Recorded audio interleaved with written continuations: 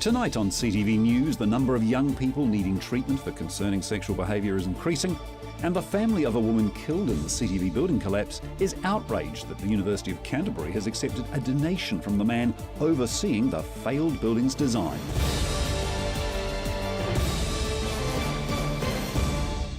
This is CTV News. I'm Grant Mangan. Christchurch children as young as 4 years old are needing treatment for inappropriate sexual behaviour.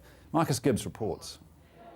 Don Mortensen is concerned. The chief executive of the charitable trust STOP is alarmed by a huge increase in the number of young people engaging in harmful sexual behaviour.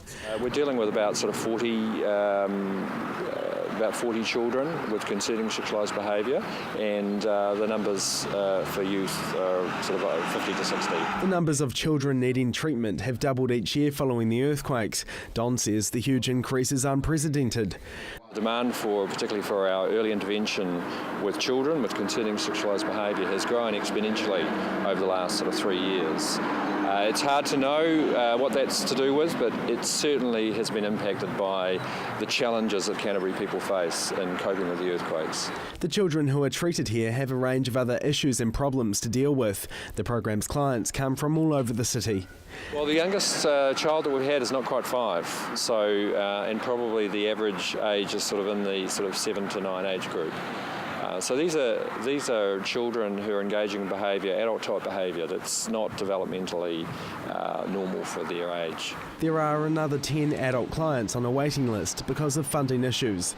The numbers speak for themselves. The problem in Canterbury is increasing year after year. Of course we're worried, but it's good that we've got a service like ours that is effective, and we've got very competent staff, and we're getting good outcomes with the children. So if a service didn't exist, then the problem would be greater. Don says the STOP program is achieving great results. We try to work with them a short, intensive intervention, less than 6 months long, and we're not seeing these children come back later with further concerning sexualised behaviour. The earthquake destroyed 2 of their previous premises. The hope is this new building that opened today will help with the children's treatment. So we've got specially designed playrooms for the children and working with them and their parents around their concerning sexualised behaviour. We've got a big purpose-built group room with DVD facilities that we can view the work remotely. A new campaign was recently launched to help young New Zealanders stop sexual violence. The campaign Are You That Someone aims to encourage young people to identify the signs that someone may be at risk of sexual violence and find ways to safely step in early. Almost 1 in 3 women and 1 in 10 men in New Zealand will be victims of a sexual assault at some point in their lives. Social Development Minister Paula Bennett is calling New Zealand's rate of sexual violence appalling. She says the campaign is a first step in a much wider sexual violence primary prevention strategy. Marcus Gibbs, CTV News. Christchurch police are taking a preventative approach to young drivers who've been caught exceeding the speed limit. Young drivers who've breached New Zealand's driving laws are being given a choice: either take part in a seminar or pay a $100 fine and earn a bonus 35 demerit points. Senior Sergeant Dean Harker says the first seminar was attended by almost 60 drivers, aged between 16 and 19 years old, allowing police to take a more preventative approach by passing on road safety advice instead of issuing an infringement notice for the driver's first offences. The 90-minute seminar is being held at Christchurch Central Police Station, where specialised road policing officers are joined by trauma staff from Christchurch Hospital to talk about the effects of crashes both to the people involved, their family and the wider community. A representative from the City Council Road Safety Team, a local driving instructor and an insurance representative are also able to pass on advice. Attendees learn how to speed up acquiring their full licence, the pros and cons of insurance and the consequences of vehicle accidents and peer pressure. New Zealand's largest dairy company is expanding and increasing production. Hoping to boost its production capacity, Fonterra announced a major partnership with a Chinese company, collectively worth nearly $1.2 billion. The $555 million investment is with infant food manufacturer Beingmate. China is New Zealand's largest trading partner. Its infant formula market is worth $18 billion, which is expected to rise to $33 billion by 2017. The chairman for Beingmate says the partnership is aligned with the Chinese government's desire to focus on quality and consumer safety in the local dairy industry. China has suffered several contamination scares recently, one of those involving Fonterra. To help meet global demand, Fonterra will increase milk processing capacity in the South Island. The company is maintaining its farmgate milk price at $6 a kg, despite Westland Corporation's price plummeting today to $5.40. Dairy farms are becoming more compliant, taking extra measures to become more environmentally friendly. Dairy farmers are on track to becoming more environmentally friendly, according to figures from Environment Canterbury. From the 1,000 farms visited, more than 72% recorded full compliance. Figures also show that last season, no prosecutions were made. ECAN says they're working with farmers to find new approaches to lift on-farm environmental performance. Dairy shed effluent must be managed in accordance with resource consent conditions proposed in the Land and Water Regional Plan. ECAN officers made at least one visit to each of the 1,093 dairy farms. 72% recorded full compliance, up from just 43% back in 2009, when the major push for better environmental practices on farms began. 19% recorded minor non-compliance, down from 21% last year, and 96 farms are ignoring advice being recorded as non-compliant. Compliance results are just one part of how progress is being made in the industry. A spokesperson for ECAN says they're pleased there were no cases where they were required to lay charges against a dairying operation. Federated Farmers has praised the industry. A spokesperson says although it's not 100% full compliance, it's a positive trend with the reduction of non-compliance. Coming up, a CTV building victim's family is outraged with the University of Canterbury.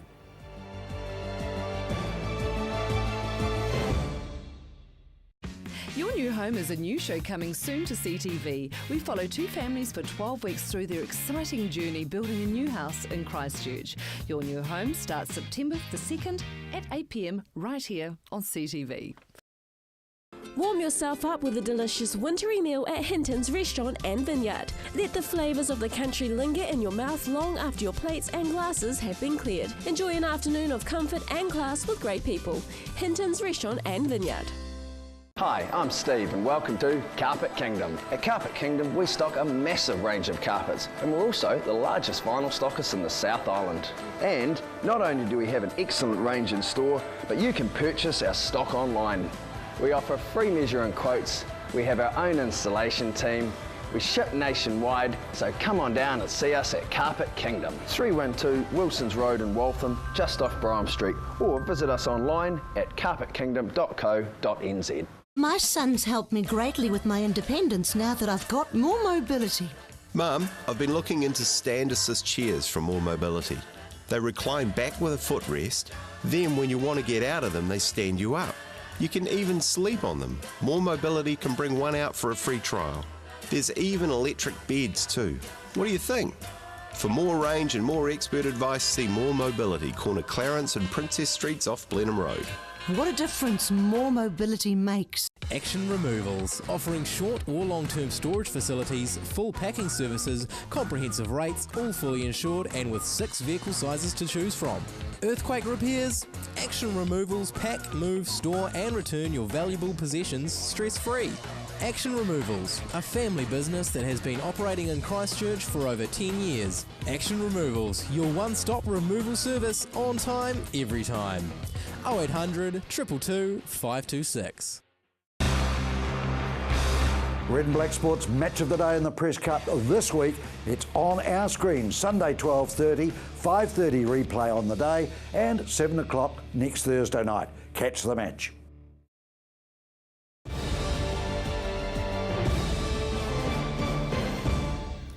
The family of a woman killed when the CTV building collapsed are outraged that the University of Canterbury has accepted a donation from the man in charge of the building's design. Professor Manau Kaisi lost his wife when the CTV building collapsed in the February 2011 earthquake. So far, no one has been held to account for the building's collapse. However, a Royal Commission of Inquiry has found that the boss of the company in charge of the building's design employed an inexperienced engineer to design it. The man overseeing the project was Dr. Alan Ray, who then went on to quit the Institution of Professional Engineers New Zealand before it could investigate claims made against him. It has now come to light that since the February 2011 earthquake, Dr. Alan Ray has donated $140,000 to the University of Canterbury. It's really very shameful. Professor Manau Kaisi is outraged. He lectures engineering at the University of Canterbury and can't believe the university has accepted what he's calling blood money. So I was really very disappointed that they have accepted money from a person that was identified by the highest court in New Zealand, the Royal Commission, as responsible for the collapse of the CTV building, for the loss of 115 lives. Professor Al-Kaisi's own College of Engineering rejected a donation from Dr. Ray because of his connection with the building. However, the UC Foundation accepted a $120,000 donation in May 2012, and another $23,000 was received from Dr. Ray in November last year. What is really worrying is the message that the university is sending, that you can simply resign and run away from your responsibility, that you can build a building that without building consent, that you can build a building that is not up to standard, that does not follow the building code. In a statement, a University of Canterbury spokesman says the UC Foundation has a long-standing relationship with Alan Ray that predates the Canterbury earthquakes.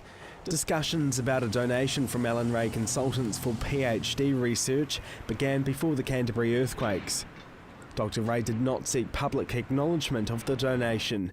However, that excuse isn't sitting well with the Al-Kaisi family. First time I'm a member of staff at this university for the past almost 19 years, and I have 3 daughters who went through the university. 2 of them did engineering degree, and the 3 of them are really very upset to hear that the university has accepted money from Alan Ray. In a statement released to CTV News, a University of Canterbury spokesman says the UC Foundation is aware of developments concerning Dr. Ray since the Canterbury earthquakes and has considered the legal and moral aspects of whether the money should and can be returned. Following the Canterbury earthquakes, the UC Foundation has received hundreds of donations from a wide range of individuals and companies in New Zealand and overseas, motivated by the desire to learn from these catastrophic events and improve the safety of the building environment. Professor Al-Kaisi says the families of the victims want justice, not compensation. We ask that he admits that he did something wrong and he apologize to the families, not through his lawyer, not through statement. We wanted to see a sincere apology that we never really received from him. Engineering firm Becker and the police are reviewing information on the collapse of the building. Dr. Al-Kaisi hopes the victims' families will have their justice. Marcus Gibbs, CTV News. New Zealand Fashion Week is taking over Auckland, and one of Canterbury's own designers is proving her worth on the runways. Emma Crop has the story. One of Canterbury's most successful fashion labels, and it all started here at Black Hills. Beverly Forrester has restored the 4th generation sheep and cattle farm. She's now taking on New Zealand Fashion Week with her designs which have come from the farm. This was her entry at the 2013 New Zealand Fashion Week.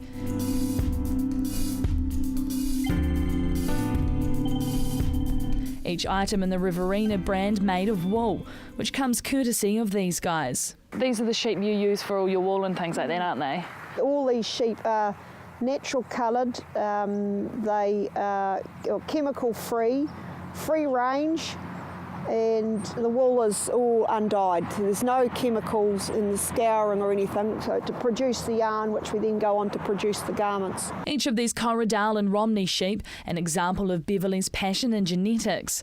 She breeds the sheep to create a wide range of colours in the wool, which makes her a force to be reckoned with, even at the local A&P shows.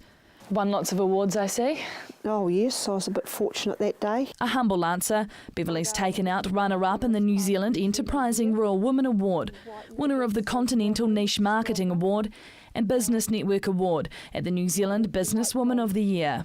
It's always just, to get them, that's the major thing, and I always think if you get a prize, it's a bonus. These awards plaster the inside of the wool shed, another part of Black Hills that's been restored to its former glory, including the posts that hold it up. We use a lot of timber off the farm here to restore everything too. So we just tried to make it all as authentic as possible, using our own resources really. This becomes the hub of activity once a year when it's time for the sheep to shed their coats. How often do you shear the sheep in here? The sheep are shorn once a year, usually pre-lamb shorn, and you can get about 100 into the shed, which is good. So from there, where everything gets shorn, we come around into here. A showroom of what is produced. So here we've got all of the yarn that comes straight from the sheep.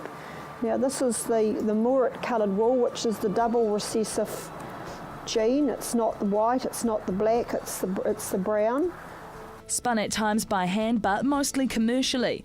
It's all done locally in Burnham and Milton. And it goes from these into garments? Into garment, yes, children's garments that we've got. We've got children, and just using the natural colours. And we've written all the knitting patterns for these. And are these what are sold overseas as well? Yes, sold overseas, sold here in New Zealand. But we've written all the knitting patterns also so that people can, knit their own. By overseas, she means this boutique business has branched out.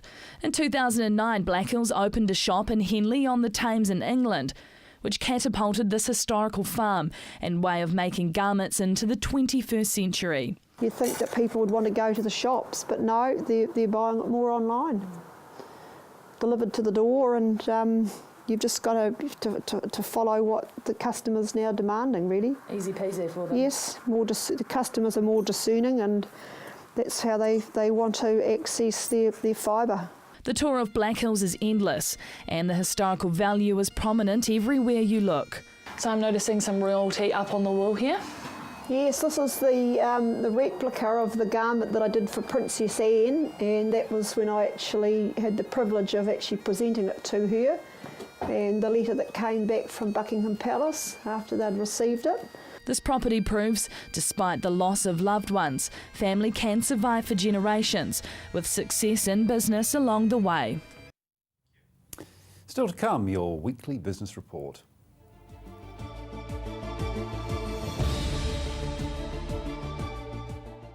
Loose Lips is a new woman-only weekly chat show made for Cantabrians where nothing is sacred and no topics are out of bounds. Loose Lips starts Thursday the 29th of May at 8:30 CTV. Looking for that perfect gift for a loved one? Wanting to add some vibrance to your home, or just looking to brighten up your workplace? No matter the occasion, the Hitching Post has something for everyone. Lose yourself in their extensive range of homeware, art, glass and plasma cut metalwork.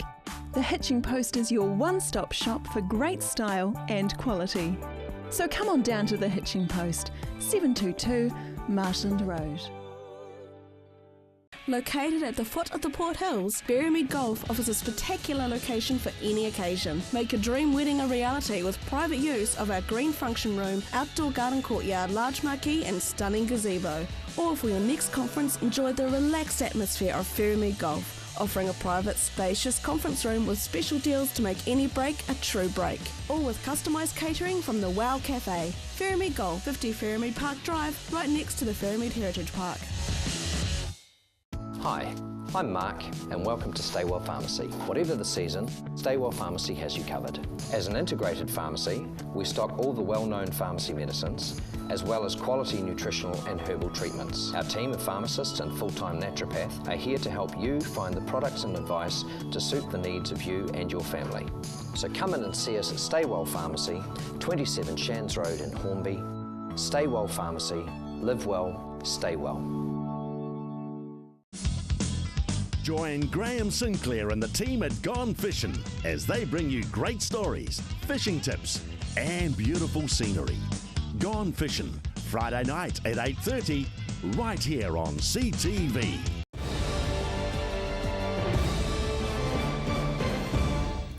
Warren Head joins us now with the weekly business update.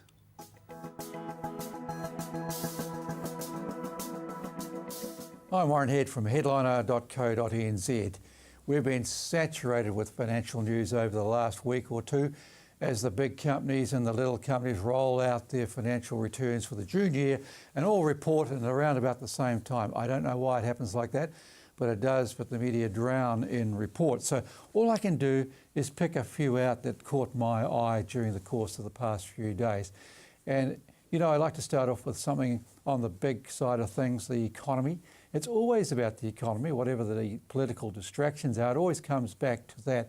And underlying that for much of us, it comes back to the condition of the agricultural sector. And the good news there is that Fonterra has confirmed that it will be $6 a kg milk solids milk price payout for the coming season. Now that sounds like it's down quite a bit from the last couple of seasons, but go back a couple, $6 is still pretty good going and the money will flow through.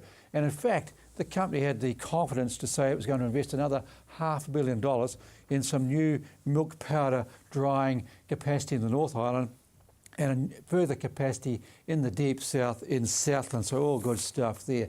The energy companies have been coming through with their results. The last big one came through just a few days back, and that was the Genesis Energy announcement. A very good result, beat the prospectus forecast, and that's why the share price is up about 30 cents higher than at which these shares listed. So not all, in fact, very few of them, if any of them, of these energy floats have been failures. They've all done much better than people anticipated. And in respect of companies beating expectations, what a humdinger of a result from the local Christchurch company, EBOS Group, with a massive result for the year, reflecting the first full year of the acquisition of Symbion in Australia, a result of $92 million. 80% of the company's business is now Australian generated, and that has been a smart move on behalf of the Christchurch management. Now, the Christchurch management is changing. Mark Waller, who has been managing director for many years now, has stepped down in favour of Patrick Davies, who is now the new chief executive. Mark Waller will be looking after acquisitions going forward and working a shorter week if that's possible for him, because knowing the guy who's one of the most fantastic businessmen this country's ever seen, he just doesn't know how to slow down, that boy. So I guess he'll be still out there dreaming up good things for EBOS, and they have been an outperformer. In fact, their dividend for the full year, 41 cents a share. Air New Zealand, special dividend there, extra 10 cents a share on top of the final 5.5 after a very good year by the airline. A bit of flack out there, if you call it that, for the airline in respect of regional charging. But hey, would you have it any other way than a strong domestic carrier that is buying some of the best planes the world has ever seen, and you step on them and it's a credit to the airline that they can actually afford to buy this fantastic fleet that they're doing. And so they've now got what they call a virtuous circle going. So these things balance up in my mind. You can't have it two ways. So either you have a dud airline or you have a brilliant airline, and mark my words, Air New Zealand is absolutely brilliant. And in closing, a little bit of brilliance downtown. Wynyard Group, a company which has got the software and services business going in town in crime analytics, is now focused on investing another $15 million into a new state-of-the-art facility in Christchurch, close to the city's new Justice Precinct and New Zealand Police operations, in a new business partnership with New Zealand Police. And this will be a crime lab of world proportions. They'll have new PhD students studying there. They'll have their own staff there, and there'll be about 60 engineers, about 24 other staff, these PhD students, all in one place, out there to beat crime. That's got to be good to close on. I'm Warren Head for headliner.co.nz.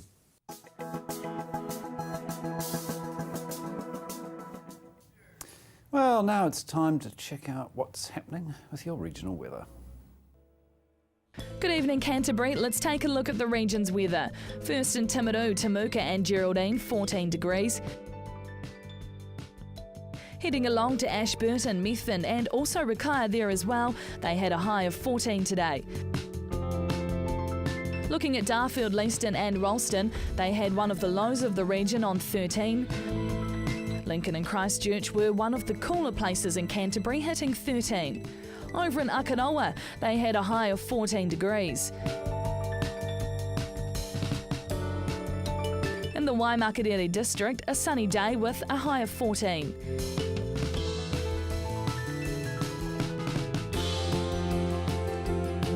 Heading north and looking now at Culverden, Hanmer Springs and Cheviot, they hit a high of 14.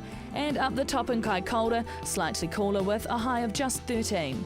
But what's in store for tomorrow? In Timaru, frosty tonight but mostly fine and sunny tomorrow, with light northeasterly winds expected, hitting 0 overnight and a high of 14 degrees.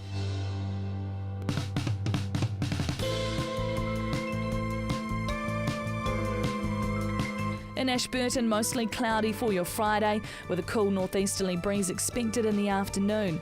2 degrees overnight with a high of 11 throughout the day.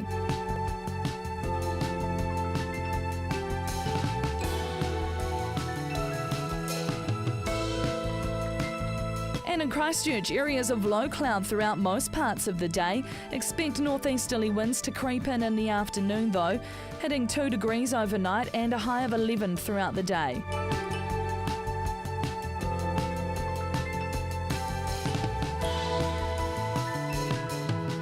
And up the top in Kaikoura, mostly cloudy for your Friday with a cool northeasterly breeze. 2 degrees overnight and a high of 11.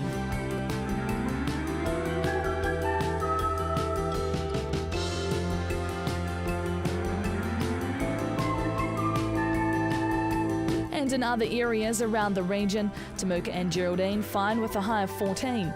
Methven and Rakaia expect cloud for most parts of the day with a high of 12. Darfield, Leeston, Ralston and Lincoln, also cloudy for most parts of the day and a high of 12. Over in Akaroa, cloud expected throughout the day with a high of 11 degrees. Rangiora, Kaipoi and Amberley have a high of 12 with cloudy patches.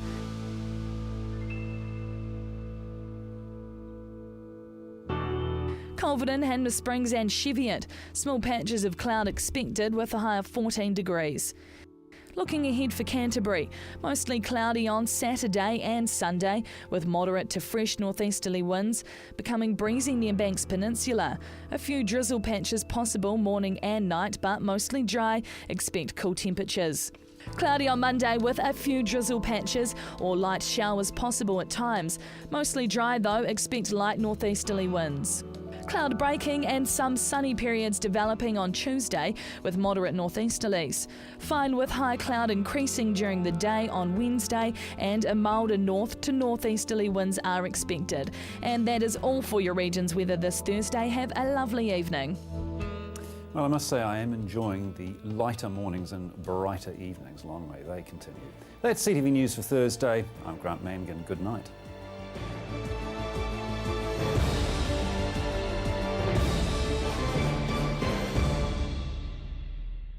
Supporting local content so you can see more of New Zealand on air.